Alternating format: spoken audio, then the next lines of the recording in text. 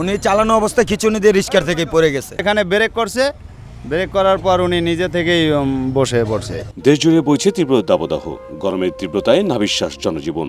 সারা দেশে জারি রয়েছে হিট অ্যালার্ট, কিন্তু এমন সতর্কতাও ঘরে বসে থাকার উপায় নেই দিনমজুরদের। পেটের দায়ে তীব্র গরম উপেক্ষা করেই বের হতে হচ্ছে রাস্তায়। এতে অবশ্য রেহাই মিলছে না।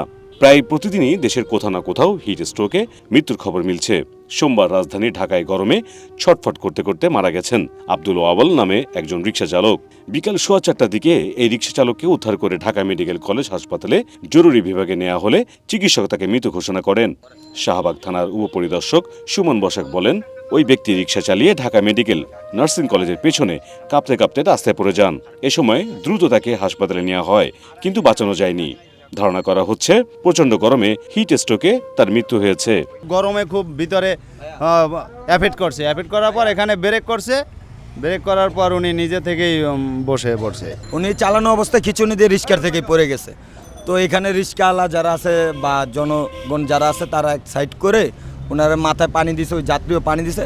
জামেকের medical officer doctor Kishore Kumar বলেন, ওই রিকশা চালকের মৃত্যু হিট স্ট্রোকে হয়েছে কিনা ময়নাতদন্তের পর জানা যাবে।